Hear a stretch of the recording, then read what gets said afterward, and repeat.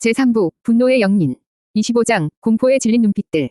다음 날 아침 여포의 저택은 죽음과 같은 침묵에 잠겨 있었다. 하인들은 발소리조차 내지 않으려 했었고 병사들은 서로 눈빛조차 마주치지 못했다. 어제 훈련장에서 일어난 끔찍한 사건은 하룻밤 사이에 저택 전체를 얼어붙게 만들었다. 후성은 목숨은 건졌지만 반쯤 폐인이 되어 고향으로 보내졌다. 그의 빈자리는 그 누구도 채울 수 없는 공포의 상징이 되었다. 창규는 늦은 아침이 되어서야 자신의 방에서 나왔다. 밤새 술을 마셨지만 그의 눈은 잠 못 이룬 사람처럼 퀭했다. 하지만 그 누구도 그의 안색을 살필 엄두를 내지 못했다. 복도를 지나갈 때 마주치는 모든 이들은 마치 유령이라도 본 것처럼 황급히 고개를 숙이고 벽에 달라붙었다.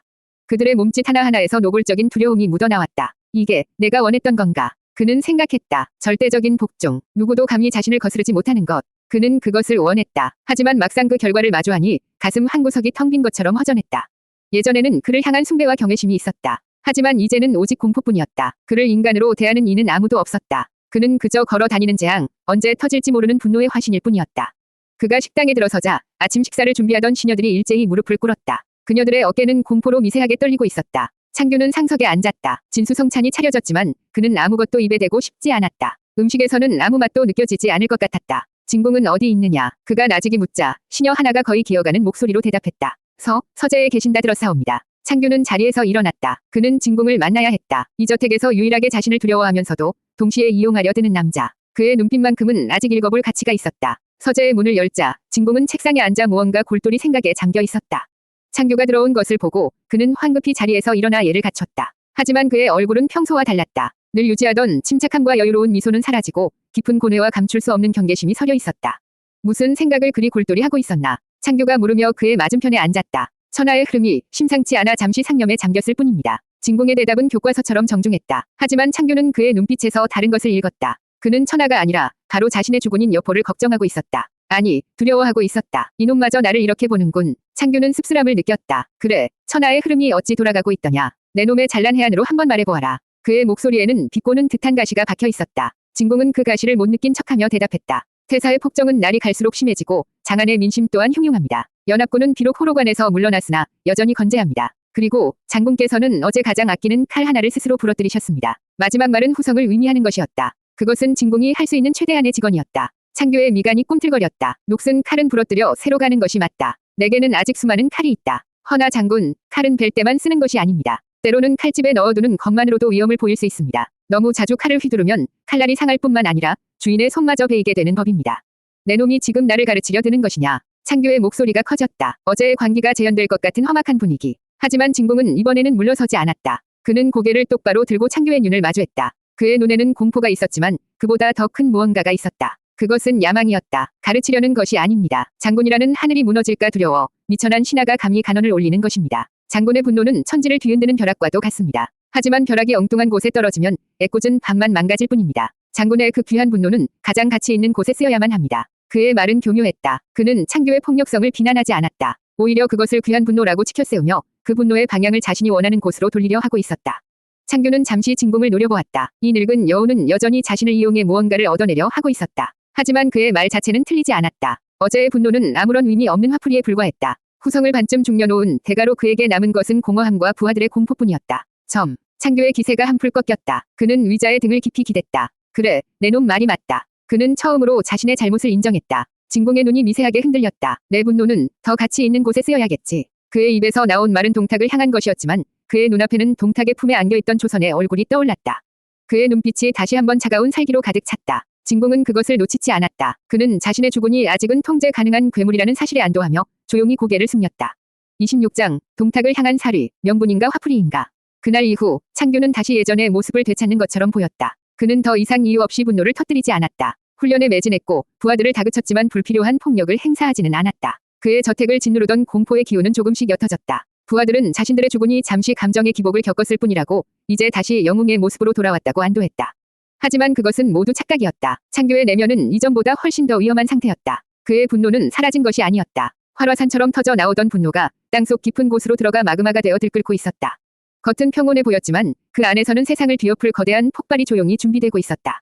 그는 밤마다 잠을 이루지 못하고 동탁을 죽일 계획을 세웠다. 그의 머릿속은 온통 동탁의 목을 베는 상상으로 가득했다. 그래, 동탁을 죽여야 한다. 저놈은 한나라의 역적이며 백성을 도탄에 빠뜨린 원흉이다. 내가 저놈을 죽이는 것은 천하를 위한 대회다. 그는 스스로에게 끊임없이 되뇌었다. 명분이 필요했다. 자신의 사리를 정당화할 그럴듯한 이유. 그는 진군과 함께 다른 관리들을 비밀리에 만나며 동탁 타도의 명분을 쌓아나갔다. 왕윤을 비롯한 많은 이들이 그의 편에 섰다. 그들은 여포를 역적을 쳤단할 정의의 칼로 보았다. 장군께서 결단만 내리신다면 저희가 안에서 호응하겠습니다. 장군이야말로 이 혼란을 끝내실 유일한 희망이십니다. 그들의 지지를 받을 때마다 창규는 자신이 옳은 일을 하고 있다고 믿었다.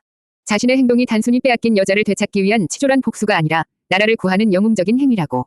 하지만 밤이 되어 홀로 남았을 때 그의 결심은 속절없이 흔들렸다. 그는 눈을 감으면 동탁의 피가 아니라 초선의 눈물이 떠올랐다. 백성들의 신음 소리가 아니라 동탁의 품에서 희미하게 들려오던 그녀의 흐느낌이 귓가에 맴돌았다.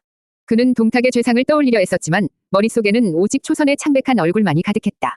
내가 지금 하려는 일이 정말 천하를 위한 것인가? 내면의 목소리가 그에게 물었다. 아니면 그저 빼앗긴 내 인형을 되찾기 위한 화풀이일 뿐인가? 닥쳐. 그는 중얼거렸다. 명분은 충분하다. 저놈은 죽어 마땅해. 초선은 그저 그 과정에서 되찾는 전리품일 뿐이다. 그는 필사적으로 자신의 감정을 부정했다. 한 여자에게 휘둘리는 자신의 나약한 모습을 인정하고 싶지 않았다. 그는 천하를 움직이는 영웅이어야만 했다. 고작 여자 하나 때문에 칼을 뽑아드는 좀스러운 사내가 아니었다. 하지만 그의 심장은 정직했다. 그는 동탁이 죽고 난 뒤의 세상을 그리고 있지 않았다. 그는 동탁의 피로 물든 궁궐에서 초선을 자신의 품에 안는 모습만을 그리고 있었다. 그녀를 되찾아 이번에야말로 아무도 손댈 수 없는 자신만의 공간에 가둬두고 싶었다. 자신만이 볼 수 있도록, 자신만이 가질 수 있도록. 그것은 사랑이 아니었다. 지독한 소유욕이었고 상처받은 자존심의 발로였다. 상관없어. 그는 마침내 모든 자기 기만을 멈추고 인정하기로 했다. 명분이든 화풀이든 상관없다. 결과는 똑같으니까. 그는 중얼거렸다. 어차피 동탁은 죽는다. 그리고 자신은 초선을 손에 넣는다. 그것으로 충분했다. 자신의 동기가 순수하든 불순하든 역사는 승리한 자신의 행동을 대의라고 기록해 줄 터였다. 그는 자리에서 일어나 창밖에 달을 보았다. 달빛 아래 그의 얼굴에는 더 이상 고뇌의 흔적이 남아있지 않았다. 오직 차갑고 냉정한 결의만이 가득했다. 그는 자신의 욕망을 대의라는 이름으로 포장하는 법을 완벽하게 터득했다. 그는 이제 자신의 사리를 정당화할 완벽한 명분을 손에 쥔 가장 위험한 포식자가 되어 있었다. 제3부 분노의 영린 27장 두 번째 배신 죄책감 없는 사륙. 운명의 날이 밝았다. 하늘은 창규의 마음을 비웃기라도 하듯 티끌 하나 없이 맑고 푸르렀다. 장안의 거리는 황제의 즉위를 축하하는 인파로 가득했지만 그 이면에는 팽팽한 긴장감이 감돌았다. 동탁을 제거하기 위한 모든 준비는 끝났다. 왕윤과 그의 동지들이 궁궐 안팎에 사람을 심어두었고 창규는 동탁을 가장 가까이에서 호위하며 마지막 순간을 기다리고 있었다. 봉선아. 궁으로 향하는 화려한 마차 안에서 동탁이 만족스러운 목소리로 그를 불렀다. 그는 어제의 분노는 까맣게 잊은 듯 잔뜩 상기된 표정이었다. 오늘 황제가 내게 선양을 할 것이다. 그럼 나는 황제가 되고 너는 나의 태자가 되는 것이다. 천하가 우리 부자의 손에 들어온단 말이다. 하하하. 창규는 아무 말 없이 고개를 숙였다. 그의 눈에는 그 어떤 감정도 담겨있지 않았다. 아버지라는 말도 태자라는 자리도 그의 마음을 조금도 움직이지 못했다. 그의 심장은 차갑게 식어 있었다. 그의 모든 신경은 오직 한 가지, 저 남자의 심장을 꿰뚫는 순간만을 기다리고 있었다. 그래, 실컷 웃어둬라. 그게 내 놈의 마지막 웃음이 될 테니. 마차가 궁궐의 입구인 미안궁 문 앞에 멈춰 섰다. 동탁이 거대한 몸을 이끌고 마차에서 내리려 할 때였다. 주변을 호위하던 병사들 사이에서 왕윤과 약속된 장수들이 일제히 창을 들고 동탁을 덮쳤다. 역적 동탁을 쳤다 놔라. 뭣들 하는 게냐. 이놈들이 미쳤나. 동탁이 경악하며 소리쳤다. 하지만 그의 충직한 호위병들은 이미 다른 이들에 의해 제압된 후였다. 순식간에 동탁은 독 안에 든 쥐가 되었다. 그는 필사적으로 마차 안으로 몸을 숨기려 했다. 봉선아, 내 아들아, 어서 이놈들을 베어버려라. 동탁이 절박하게 외쳤다. 그는 마지막 순간까지도 자신이 기른 가장 사나운 매가 자신을 구할 것이라 믿어 의심치 않았다. 창규는 천천히 동탁에게 다가갔다. 그의 손에는 방천화극이 들려 있었다. 오, 그래, 어서. 저놈들의 목을 모조리. 동탁의 말은 끝을 맺지 못했다. 그의 눈에 창규의 차가운 눈빛이 들어왔기 때문이다. 그 눈에는 아들로서의 충성심이나 부하로서의 위리는 없었다. 오직 지독한 사리와 경멸만이 담겨 있었다. 동탁의 얼굴이 경악과 불신으로 일그러졌다. 내 이놈, 설마. 창규는 아무 대답도 하지 않았다. 그는 그저 방천화극을 들어 올렸다. 그의 머릿속에 처음 이곳에 왔을 때 겪었던 모든 일들이 스쳐 지나갔다. 자신을 개라 부르며 모욕하던 기억, 초선을 빼앗기고 굴욕을 맛보았던 기억, 그리고 그 모든 것의 근원이 되었던 아버지에게 무시당하고 세상에 짓밟혔던 김창규의 기억까지. 이것은 두 번째 배신이었다. 그는 양구정원을 죽이고 동탁에게 왔다. 그리고 이제 그 동탁마저 자신의 손으로 죽이려 하고 있었다. 하지만 그의 마음속에는 그 어떤 죄책감도 없었다. 이것은 배신이 아니었다. 그에게는 심판이었다. 자신을 억압했던 모든 것들을 향한 가장 완전한 형태의 복수. 한나라의 명을 받들어 역적 동탁을 처단한다. 그의 입에서 나온 것은 대명분이었다. 하지만 그의 심장이 외치는 것은 다른 것이었다. 이것은 나를 위한 것이다. 후, 방천화극이 동탁의 거대한 몸을 정확히 꿰뚫었다. 갑옷조차 그의 분노 앞에서는 종잇장과 같았다. 이 배신자, 놈. 동탁은 피를 토하며 그를 노려보았다. 창규는 아무 말 없이 창에 더욱 힘을 주었다. 뼈와 살이 으스러지는 감각이 손을 통해 전해져 왔다. 그는 동탁의 눈에서 생명의 빛이 완전히 사라질 때까지 그렇게 한참을 서 있었다. 주변의 모든 소음이 사라진 것 같았다. 그는 오직 눈앞의 시체만을 응시했다. 자신을 억압하던 거대한 산 하나가 무너져 내렸다. 하지만 그는 아무것도 느끼지 못했다. 기쁨도 슬픔도 후련함도 없었다. 그저 해야 할 일을 끝냈다는 텅 빈 감각만이 그의 전신을 감쌌다. 역적 동탁을 처단했다. 왕윤이 떨리는 목소리로 외쳤다. 그 외침을 신호로 주변의 병사들과 관리들이 일제히 환호성을 터뜨렸다. 와, 한나라 만세, 여장군 만세. 세상은 그를 영웅이라 칭송했다. 역적을 처단하고 나라를 구한 고국의 영웅. 하지만 창규는 알고 있었다. 자신은 영웅이 아니었다. 그는 그저 자신의 상처를 치유하기 위해 세상 전체를 피로 물들인 이기적인 살인자일 뿐이었다. 그는 죄책감 없는 살육을 저질렀지만 그 대가로 영원히 채워지지 않을 공허함을 얻었다. 28장, 해방, 그리고 깊어지는 자기 혐오. 동탁의 죽음은 장안을 축제의 도가니로 몰아넣었다. 백성들은 거리로 쏟아져 나와 춤을 추고 노래하며 독재자의 죽음을 기뻐했다. 여포의 이름은 해방의 상징이 되어 도시 전체에 울려 퍼졌다. 그는 가는 곳마다 영웅 대접을 받았다. 사람들은 그의 발밑에 엎드려 감사를 표했다. 창규는 그 모든 환호를 무표정하게 받아들였다. 그는 마땅히 받아야 할 것을 받았다고 생각했다. 그는 세상을 구했다. 아니, 정확히는 자신을 구했다. 동탁이라는 거대한 족쇄에서, 그리고 그에게 억압당하던 무력한 과거로부터. 그는 해방되었다. 그는 가장 먼저 왕윤의 저택으로 향했다. 더 이상 숨거나 기다릴 필요가 없었다. 그는 이제 승리자였고 승리자는 전리품을 당당히 요구할 권리가 있었다. 초선을 내게 주시오. 왕윤의 서재에서 그는 단도직입적으로 말했다. 왕윤은 잠시 놀란 표정을 짓더니 이내 인자한 미소와 함께 고개를 끄덕였다. 장군께서는 나라의 역적을 처단하신 일등공신이십니다. 제 수양딸 하나를 드리는 것이 어찌 아깝겠습니까? 장군과 같은 영웅이야말로 초선의 배필이 되실 자격이 있지요. 모든 것이 순조로웠다. 너무나도 쉽게 그는 자신이 원했던 모든 것을 손에 넣었다. 권력, 명예, 그리고 초선. 그는 자신의 방에서 그녀가 오기만을 기다렸다. 심장이 뛰었다. 하지만 그것은 설렘이 아니라 알 수 없는 불안감 때문이었다. 잠시 후 시녀들의 부축을 받으며 초선이 방 안으로 들어왔다. 그녀는 동탁에게 끌려갔을 때와는 달리 아름다운 비단 옷을 단정하게 차려입고 있었다. 하지만 그녀의 얼굴은 여전히 창백했고 두려움에 질려 있었다. 창규는 시녀들을 모두 물렸다. 방 안에는 그와 그녀 단둘만이 남았다. 그는 천천히 그녀에게 다가갔다. 이제 괜찮다. 그는 자신이 할 수 있는 가장 부드러운 목소리로 말했다. 더 이상 아무도 너를 해치지 못한다. 내가 너를 지켜줄 것이다. 그것은 진심이었다. 하지만 초선은 그의 말에 안도하는 대신 오히려 뒷걸음질 쳤다. 그녀의 아름다운 눈동자가 공포로 가득 차 흔들리고 있었다. 왜 그러느냐. 이제 모든 것이 끝났다. 창규가 그녀의 팔을 잡으려 손을 뻗는 순간이었다. 오지 마세요. 초선이 비명 같은 목소리로 외치며 바닥에 주저앉았다. 제발 저를 내버려 두세요. 그녀는 울고 있었다. 온몸을 떨며 마치 세상에서 가장 무서운 것을 본 사람처럼. 창규는 그 자리에 얼어붙었다. 그는 이해할 수 없었다. 자신은 그녀를 구원해준 영웅이었다. 그런데 왜 그녀는 자신을 괴물 보듯 하는 것인가? 나는 너를 구해주지 않았느냐? 그가 떨리는 목소리로 물었다. 초선은 고개를 저으며 흐느꼈다. 당신은 그와 똑같습니다. 뭐라고? 동탁과 똑같은 분이십니다. 초선의 말이 비수가 되어 그의 심장에 박혔다. 당신의 눈, 당신의 손, 모든 것이 피비린내로 가득합니다. 당신은 저를 구한 것이 아닙니다. 그저 한 괴물의 손에서 다른 괴물의 손으로 저를 옮겨 놓았을 뿐입니다. 창규는 아무 말도 할 수 없었다. 그는 보았다. 공포에 질린 초선의 눈동자에 비친 자신의 모습을. 그것은 영웅의 모습이 아니었다. 피에 젖은 갑옷을 입고 살기를 숨기지 못하는 동탁과 다를 바 없는 폭군의 모습이었다. 그 순간 그가 애써 외면했던 모든 것들이 한꺼번에 덮쳐왔다. 동탁을 죽일 때의 무감각, 부하를 짓밟을 때의 잔인함, 전장에서 느꼈던 혐오스러운 쾌감. 그는 동탁을 증오했다. 그를 죽이고 그의 모든 것을 빼앗으면 자신은 그와 다른 존재가 될 수 있을 것이라 믿었다. 하지만 결과는 정반대였다. 그는 동탁을 죽임으로써 스스로가 동탁과 똑같은 혹은 그보다 더한 괴물이라는 사실을 증명해버린 것이다. 해방감은 순식간에 사라졌다. 그 자리를 채운 것은 이전과는 비교할 수도 없는 지독한 자기 혐오였다. 그는 모든 것을 손에 넣었지만 정작 가장 원했던 그녀의 마음은 얻지 못했다. 아니, 영원히 얻을 수 없게 되었다. 그는 울고 있는 초선을 남겨두고 방에서 도망치듯 빠져나왔다. 그는 저택의 가장 높은 곳으로 올라가 축제에 들뜬 장안의 야경을 내려다보았다. 모두가 그를 찬양하고 있었지만 그는 세상에서 가장 외로운 사람이었다. 그는 동탁이라는 외부의 적으로부터는 해방되었지만 이제 자기 자신이라는 결코 벗어날 수 없는 감옥에 영원히 갇혀버린 것이다. 제3부 분노의 영린 29장 진공의 첫 번째 의심. 진공은 혼란스러웠다. 동탁은 제거되었고 여포는 명실상부한 장안의 주인이자 한나라를 구한 영웅이 되었다. 모든 것이 그가 그렸던 큰 그림대로 흘러가고 있었다. 하지만 그림의 가장 중요한 부분, 주인공인 여포의 모습이 어딘가 이상했다. 동탁을 제거한 직후 여포는 마치 세상을 다 가진 듯 보였다. 그의 걸음걸이에는 오만함이 넘쳤고 그의 목소리는 천하를 호령하는 지배자의 그것이었다. 진공은 자신의 선택이 옳았다고 이 위험한 야수를 길들여 난세를 평정할 수 있을 것이라 믿었다. 그러나 초선이 그의 저택으로 들어간 그날 밤을 기점으로 모든 것이 미묘하게 뒤틀리기 시작했다. 장군, 오늘은 조정회의에 참석하셔야 합니다. 이각과 곽사 잔당들의 처리 문제를 논해야 합니다. 진공이 여포의 집무실 앞에서 정중하게 말했다. 문은 굳게 닫혀 있었다. 안에서는 아무런 대답도 들려오지 않았다. 장군, 진공이 다시 한번 불렀다. 잠시 후 문 안에서 나지막한 목소리가 흘러나왔다. 내 놈이 알아서 처리해라. 오늘은 쉬겠다. 진공의 미간이 미세하게 좁혀졌다. 벌써 사흘째였다. 여포는 동탁을 죽인 이후 단 한 번도 공식적인 석상의 모습을 드러내지 않았다.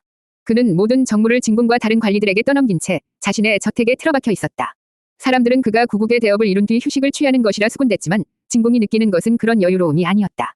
그것은 무기력에 가까운 침체였다. 대체 안에서 무슨 일이 일어나고 있는 것인가. 진공은 여포가 초선을 원했다는 것을 알고 있었다. 왕윤의 계략을 어렴풋이 눈치채고 있었지만 그는 그것을 묵인했다. 여포의 분노를 동탁에게로 돌릴 확실한 도화선이 필요했기 때문이다. 그는 여포가 초선을 손에 넣으면 그 만족감에 더욱 기세등등해져 천하를 향한 야망을 불태울 것이라 예상했다. 하지만 결과는 정반대였다. 여포는 목표를 이룬 사냥개처럼 모든 위욕을 잃어버린 듯 보였다. 진공은 조심스럽게 문틈으로 안을 엿보았다. 넓은 집무실 안, 창규는 옥좌처럼 화려한 의자에 앉아 있었다. 하지만 그의 자세는 결코 지배자의 것이 아니었다. 그는 텅 빈 눈으로 허공의 한 점을 응시하고 있었다. 그의 주변에는 값비싼 술병들이 어지럽게 널려 있었지만 그는 술을 마시는 것 같지도 않았다. 그저 텅 비어 있을 뿐이었다. 그때 창규가 고개를 돌려 문틈을 정확히 노려보았다. 진공은 자신도 모르게 숨을 멈췄다. 창규의 눈과 마주친 순간 그의 등줄기에 서늘한 감각이 흘렀다. 그 눈에는 분노도 슬픔도 기쁨도 없었다. 그저 모든 것이 부서져 내린 폐허와 같은 깊이를 알 수 없는 공허만이 담겨 있었다.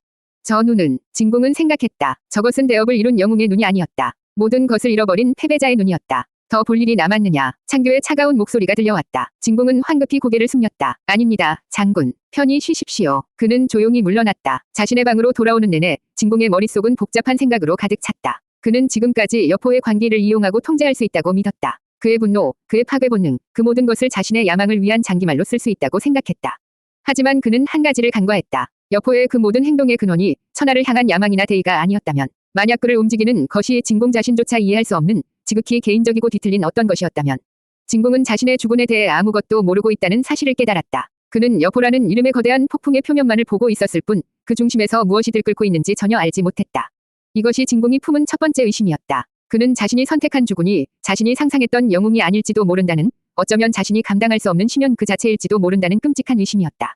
그는 자신의 장기판 위, 가장 강력하다고 믿었던 이 사실은 어디로 튈지 모르는 조커일지도 모른다는 불안감에 휩싸였다. 30장, 텅 빈 옥좌. 창규는 진공이 물러간 것을 느끼고 나서야 길고 무거운 한숨을 내쉬었다. 그는 다시 허공을 응시했다. 그의 시야에는 아무것도 없었지만 머릿속에는 초선의 겁에 질린 얼굴이, 그녀가 내뱉었던 잔인한 말들이 끊임없이 재생되고 있었다.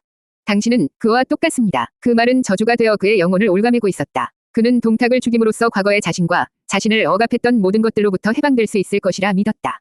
하지만 그는 가장 원했던 고원, 초선의 인정으로부터 완벽하게 거부당했다. 그는 며칠 동안 자신의 방에 틀어박혀 스스로에게 물었다. 나는 대체 무엇을 위해 여기까지 왔는가? 김창규였을 때 그는 힘을 갈망했다. 누구에게도 무시당하지 않는 힘. 여포가 된 후 그는 그 힘을 손에 넣었다. 그는 분노를 터뜨렸고 사람을 죽였으며 마침내 자신을 억압하던 가장 큰 존재를 제거했다. 그런데 왜 행복하지 않은가? 왜 이토록 공허한가? 그는 손을 뻗어 옆에 놓인 술병을 집어들었다. 하지만 술을 마시지는 않았다. 술로도 이 갈증은 해결되지 않았다. 이 갈증은 육체의 것이 아니었다. 텅 비어버린 영혼의 갈증이었다. 그는 천천히 자리에서 일어났다. 그리고는 저택에서 가장 깊고 화려한 방으로 향했다. 동탁이 황제가 되기 위해 미리 만들어두었던 용이 9마리 새겨진 거대한 옥좌가 놓인 방이었다. 동탁이 죽은 후 이 방은 자연스럽게 그의 차지가 되었다. 그는 텅 빈 옥좌 앞에 섰다. 천하의 권력을 상징하는 자리. 김창규였을 때는 꿈도 꿀 수 없었던, 상상조차 할 수 없었던 자리였다. 그는 천천히 계단을 올라 옥좌에 몸을 앉혔다. 차갑고 단단한 감촉이 등을 통해 전해져 왔다. 그는 옥좌에 앉아 텅 빈 대전을 내려다보았다. 만약 이곳에 수많은 신하들이 엎드려 자신을 향해 만세를 외친다면 이 공허함이 채워질까?